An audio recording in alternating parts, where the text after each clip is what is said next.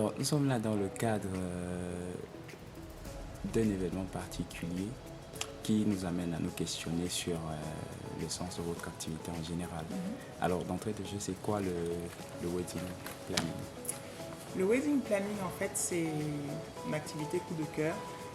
Le wedding planner, c'est la personne qui accompagne les futurs mariés dans l'organisation de leur mariage.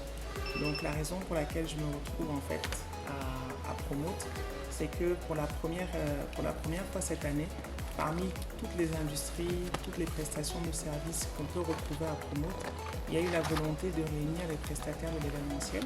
Et on a donc un pavillon, puisqu'à Promote, c'est en termes de pavillon, les différents regroupements sectoriels. On a donc un pavillon qui s'appelle Promote Wedding Expo. Dans Promote Wedding Expo, on trouve les prestataires du mariage, c'est-à-dire les tenues, les gâteaux, tenues traditionnelles, tenues modernes, le wedding planner notamment, la tenue de la mariée. Enfin, on a un certain nombre d'activités qui sont là, qui regroupent donc les professionnels de cette industrie du mariage dont je fais partie, pour présenter en fait mon activité de wedding planner. Je suis basée à Douala, mais je suis venue à Yaoundé parce qu'on a pas mal de demandes également sur ce marché, pour faire comprendre en fait aux gens exactement ce que c'est qu'un wedding planner. C'est une activité qui est assez récente. Pendant des années et des années, on organisait les mariages sans planeur, et je pense que ça va continuer parce que tout le monde n'en a pas besoin. Mais il y a certains couples, soit parce qu'ils sont très occupés, des cadres qui sont très actifs par exemple, ils n'ont juste pas le temps en fait d'organiser leur mariage. D'autres n'ont pas envie parce que c'est laborieux, hein. Organiser son mariage, c'est laborieux. Vous avez des mariages sur lesquels il vous faut jusqu'à une trentaine de prestataires. Quand je parle de prestataires, c'est-à-dire qu'il faut trouver la salle, la déco, le traiteur, le protocole, le DJ, le MC, toutes ces activités-là, c'est beaucoup de travail. Donc il y a aussi certains couples, en fait, ça les allège de pouvoir avoir une personne de confiance à qui ils vont confier cette organisation. Et pourquoi c'est intéressant d'avoir un wedding planner externe à la famille, c'est que justement, il n'y a pas de parti pris. Je ne suis pas de la famille du mari, je ne suis pas de la famille de la mariée, donc tous les invités auront le même traitement. Et puis on est aussi un point de liaison entre les mariés et les prestataires. On facilite en fait la vie aux prestataires également quand ils se rendent compte qu'ils sont sur un mariage qui est organisé par un wedding planner. Donc c'est ça en fait qu'on vient présenter à Promote. On est là aussi parce qu'on croit à l'industrie du mariage. Donc sur ce pavillon mariage, on est un peu en tête de file pour présenter ça, pour faire comprendre aux gens que l'événementiel, c'est pas la rigolade, on tombe pas dedans par hasard. Alors, vous savez qu'aujourd'hui, enfin pas seulement aujourd'hui, on dit souvent, le temps c'est de l'argent, n'est-ce pas? À partir du moment où on fait gagner du temps, d'une manière ou d'une autre, on vous a fait gagner de l'argent. Le wedding planner, en fait, c'est un spécialiste du mariage. Moi, c'est mon travail à temps plein d'organiser les mariages. Quand on sait que, d'un point de vue statistique, il paraît qu'il faut à peu près à un couple entre 200 et 300 heures pour organiser un mariage. Ça veut dire que si vous travaillez, vous allez sortir du boulot et tous les soirs, vous allez commencer à être sur votre mariage, ou bien même, au lieu d'être en train de travailler pour l'employeur qui vous paye, vous allez être au boulot, mais vous êtes plutôt en train de faire des recherches sur le mariage et tout ça, parce que ça prend du temps. Donc, un des avantages, c'est qu'on vous fait gagner du temps. Quand un couple vient me voir en disant, voilà mon projet de mariage, voilà mon budget, je sais très rapidement leur dire, déjà, est-ce que les deux matchent ou pas? Est-ce que ce budget et ce projet vont correspondre? Et je sais très rapidement leur dire, voilà les salles qui correspondent par rapport à la capacité dont vous avez besoin. Voilà les traiteurs qui correspondent par rapport au type de menu que vous cherchez. Voilà. Donc déjà, je fais gagner un temps fou en termes de recherche de prestataires. Les recommandations que les wedding planners font sont sur des prestataires de qualité. Donc en plus d'avoir gagné du temps, vous avez quand même également à peu près la certitude, si je peux le dire comme ça, bien que ça reste une œuvre humaine, de travailler avec des gens en qui on a totalement confiance, parce que chaque planeur a son réseau de prestataires de confiance. Maintenant, a priori, on se marie une seule fois. Donc, un couple qui se lance, en fait, il y a tellement de choses qu'il ne sait pas. Vous pouvez avoir accompagné des amis, des sœurs, des cousines, avoir été garçon, demoiselle d'honneur X fois. Le jour où vient votre propre mariage, vous comprenez qu'en fait, accompagner quelqu'un et se marier soi-même, c'est pas du tout la même chose. Il y a une dose de stress, il faut gérer les émotions, il faut gérer la famille, la belle famille, la fiancée qui a toutes ces demandes-là et qu'il faut pouvoir maîtriser. C'est tout ça que fait un wedding planner. Donc on est un peu des logisticiens, on est des conseillers, on est des gestionnaires de budget, on est des psychologues, on vient pleurer sur nos épaules, on est des médiateurs. Quelquefois, il y a des situations où justement entre les familles ça tiraille un peu, ou même entre le fiancé et la fiancée. Et on a ce regard rationnel en fait pour dire, ok, ici en tant que professionnel, Voilà comment est-ce qu'on vous recommande de... Parce que d'un point de vue pratique, je prends souvent cet exemple de 2 prestataires que quand on n'a pas l'habitude d'organiser un événement, on ne va pas penser à les mettre ensemble sur la même table. Vous prenez la décoratrice et vous prenez le traiteur, d'accord? Vous vous mariez, vous êtes, je vais dire, profane, entre guillemets. Vous allez aller voir votre traiteur et lui dire, bon, j'ai besoin que tu me fasses à manger pour 200 personnes, je veux tel menu, etc., etc. Le traiteur, c'est ce qu'il doit préparer. Mais à part que c'est la partie déco qui s'occupe de dresser les buffets et d'apporter la vaisselle, d'accord? Vous n'avez pas pensé à dire à votre décoratrice qu'il y aura le tarot au menu. Le résultat, il n'y a pas d'assiette creuse parce que ce ne sont pas des choses qu'on met spontanément. Si vous ne précisez pas, il n'y a aucune raison que votre décoratrice vous amène des plats creux. Vous n'avez pas pensé à dire à votre décoratrice que vous avez prévu avec votre traiteur que votre entrée soit servie à l'assiette. Service à l'assiette, donc ça veut dire que l'entrée va venir à table trouver les invités. Résultat, quand la décoratrice va dresser sa table, elle va mettre les assiettes pour l'entrée à table, ce qui est normal. Et quand le traiteur va arriver, il va commencer à demander, mais toutes les assiettes que je devais avoir à la cuisine sont où puisque moi je dois dresser. Résultat, on va reperdre du temps, retourner enlever tous les plats qu'on avait mis à table, tout simplement parce qu'en fait, il y a eu un petit gap d'information. Et ce gap d'information, on ne peut pas en vouloir aux futurs mariés parce qu'ils ne savent pas. Donc, quand on a un planeur, c'est aussi tout ça qu'on permet de régler. On s'assure qu'on ne va pas avoir un traiteur qui va venir avec 15 marmites chauffantes qui n'entre pas sur le buffet parce qu'il est trop petit. On s'assure qu'on ne va pas avoir un DJ qui va nous mettre un soleil de décembre à l'entrée des mariés.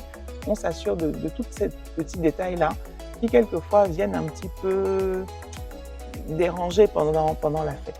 J'ai envie de dire, comme toute nouvelle activité, ça a pris du temps. Ça a pris du temps. Moi, je suis sur le couloir du mariage depuis un moment. J'organise le salon du mariage de Douala depuis 11 ans. Enfin, on a fait la 11e édition dernièrement.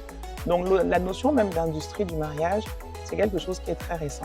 Et dans la mesure où ce n'est même pas encore ancré chez les professionnels eux-mêmes, vous pensez bien que ça va prendre aussi du temps pour entrer dans les mentalités, pour entrer dans les mœurs et que les clients comprennent à quoi ça leur sert. Parce qu'on a toujours une tante qui s'est préparée. On a toujours une cousine qui sait faire ceci. On a toujours un oncle qui sait prendre les photos, etc., etc. Mais au fur et à mesure, en fait, que les gens voient la différence entre comment s'est passé un mariage avec et sans planeur, ils le perçoivent tout de suite.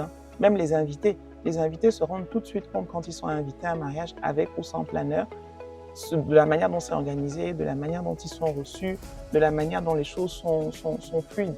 Donc ça va prendre du temps, ce qui est sûr, mais au fur et à mesure, les personnes qui ont ce besoin-là. Encore une fois, tout le monde n'a pas besoin d'un wedding planner pour organiser son mariage, soyons clairs. Si vous avez le temps, si vous avez ne serait-ce que quelques compétences, quelques notions d'organisation, de gestion de projet, vous allez organiser votre mariage sans souci. Le wedding planner, c'est effectivement le prestataire facultatif. Il ne faut pas qu'on se mente. Parce que pour vous marier, vous ne pouvez pas vous marier sans salle. Vous ne pouvez pas vous marier sans nourriture. Vous ne pouvez pas vous marier sans boisson. Il y a des qui sont absolument indispensables. Nous, vraiment, je ne vais pas mentir, on n'est pas indispensable, mais on est vraiment là pour faciliter la vie aux personnes qui en ont besoin. Ah, pas du tout. Les clients ne sont pas faciles, les clients en mariage en particulier, mais c'est normal. C'est normal parce que, je répète, on ne se marie une fois. Pour le futur marié, très souvent, lui, il voit le côté financier de tout ce qui est en train de sortir. Pour la future mariée, c'est beaucoup plus émotionnel parce qu'elle a peut-être son rêve de princesse depuis qu'elle est petite, ou elle a sa revanche à prendre sur telle copine ou telle cousine qui a fait. Les motivations sont diverses, mais dans tous les cas, non, c'est pas facile. Donc c'est pour ça même que pour les personnes qui veulent embrasser cette carrière, je leur dis souvent, parmi tous les couloirs de l'événementiel, sachez que le mariage est celui où vous aurez le plus à gérer l'humain. Donc si vous n'aimez pas gérer l'humain, si vous aimez gérer la logistique, les protocoles, ce genre de choses, mais que vous n'aimez pas gérer l'humain, ne choisissez pas les mariages. Parce qu'il faut pouvoir effectivement prendre sur soi. Il faut pouvoir se rendre compte qu'on a passé peut-être 1 an à organiser le mariage d'une personne. Et le jour où elle te parle, comme si, c'est-à-dire que tu te demandes si c'est un train dans le corps de ta mariée ce jour-là, mais c'est juste que c'est le stress, c'est les émotions. Maintenant, quand les familles sont très impliquées, quelquefois ça complique aussi la vie au wedding planner. Parce que tout le monde a raison. Et toutes les personnes qui donnent des conseils, elle le donne vraiment de bonne foi. C'est-à-dire que toute tante, toute copine, toute personne qui donne un conseil au marié est sûre que non, c'est son conseil là qui est le bon. Donc du coup, il faut pouvoir les aider à faire le tri entre tout ça. Parce que la personne qui donne son conseil, c'est par rapport à sa vision à elle du mariage. Donc effectivement, humainement, c'est pas évident. Quelquefois, on est aussi là, moi, enfin, dans ma façon de travailler à moi, je suis aussi là quelquefois pour calmer les ardeurs des futurs mariés. surtout les jeunes qui se marient, qui peut-être sont au tout début de leur vie de couple ou de famille, où je leur rappelle qu'après le mariage, tous vos invités vont rentrer chez eux, vous allez rester tous les deux. Donc évitez de vous mettre dans des situations compliquées, d'avoir fait des crédits, d'avoir emprunté, et parce que vous avez peut-être voulu être un peu dans le show-off ou quoi. Faites les choses selon vos moyens, à votre mesure, pour ne pas commencer directement après une vie de couple qui est tiraillée à cause des problèmes d'argent. Combien ça coûte un wedding planner? Alors, il y a 2 écoles pour les wedding planners. Certains vont faire des forfaits, d'autres vont faire des pourcentages. Moi, j'ai une formule qui est un petit peu hybride. On peut venir me voir avec 20 000 francs CFA pour une consultation. Les personnes qui organisent elles-mêmes leur mariage aiment bien cette formule-là, parce que j'ai des futurs mariés qui viennent, certaines ont pris les abonnements même, elles viennent une fois tous les mois, juste pour s'assurer qu'est-ce qu'elles sont dans les clous. Tata Mel se regarde un peu mon budget, fait la relecture de mon frère part, donc voilà, je fais des consultations à 20 000 francs. Elles peuvent être un peu plus chères si je dois me déplacer, mais en tout cas au bureau c'est 20 000 francs l'heure.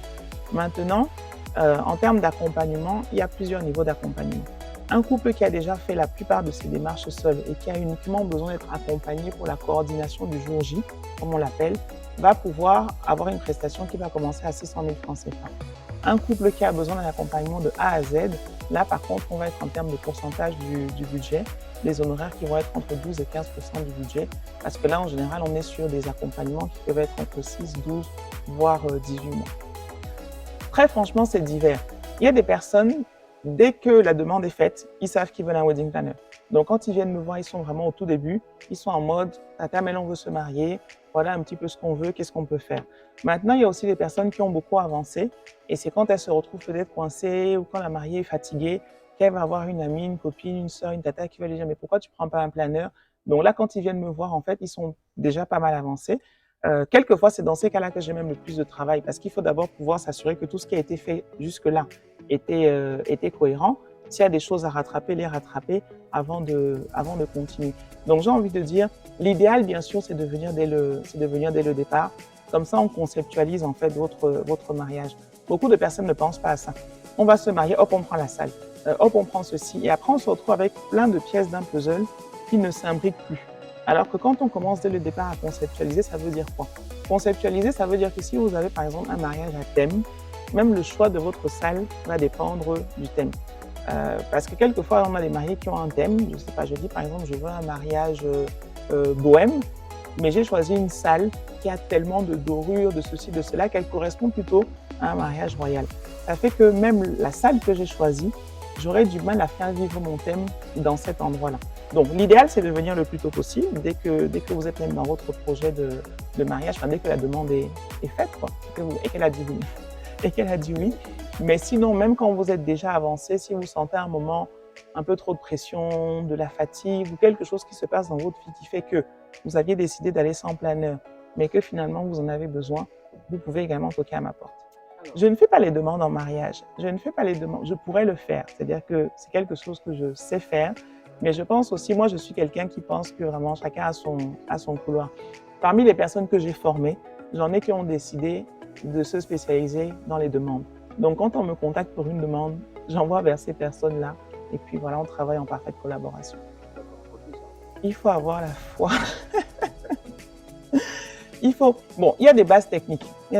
Si on a déjà travaillé dans l'événementiel, ça aide énormément.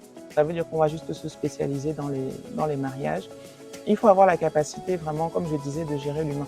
Parce que sur le mariage, c'est primordial. Si vous êtes même le meilleur technicien, mais que vous ne savez pas gérer les humeurs des gens, très franchement, vous n'allez pas vous en sortir. Vous allez clasher tous les jours avec vos mariés. Donc, il faut avoir quand même une certaine culture générale. Il faut être curieux, en fait. Il faut être curieux parce que le marché du mariage se renouvelle tout le temps. Il faut être curieux d'aller voir ce qui se passe dans les autres pays. Il faut être curieux de connaître les cultures. Parce que quand on parle du mariage, c'est le mariage civil, c'est le religieux, mais c'est aussi le mariage coutumier. On n'organise pas le mariage d'une région comme le mariage d'une autre.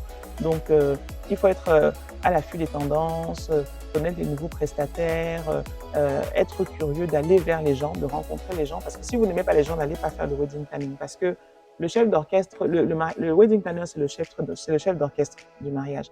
Donc, comme je disais, quand vous vous retrouvez quelquefois avec une trentaine de prestataires à gérer, ça veut dire que vous pouvez avoir des journées, en fait, j'ai des journées où à 9 h, mon téléphone est déjà déchargé parce que, à force d'avoir les appels, les sollicitations, et en même temps, il faut pouvoir donc faire très rapidement le tri dans sa tête entre les différentes choses qui se passent. Parce qu'au fur et à mesure qu'on grandit, quelqu'un qui va se lancer aura peut-être un mariage sa première année, peut-être 2 la deuxième année, mais au moment où vous avez peut-être 5, 6, 7, 8 mariages qui se déroulent en même temps, quand Brenda appelle, il ne faut pas se tromper en pensant que c'est Patricia. Quand Patricia appelle, il ne faut pas qu'elle ait l'impression que vous êtes en train de parler du mariage de Nathalie. C'est important, enfin pour moi ça l'est et j'espère que ça l'est pour tous les planeurs. Chaque futur marié, ils doivent avoir l'impression qu'ils sont uniques en fait, qu'il n'y a que eux dans votre vie. Donc pour ça, il faut être très organisé, très discipliné et avoir vraiment un amour sincère pour les gens.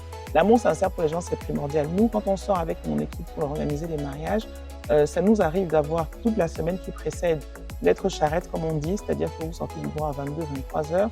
Samedi matin, vous sortez de chez vous à 5 heures du matin. Vous allez rentrer le dimanche à 6 heures. Vous avez laissé votre copain, votre mari, vos enfants.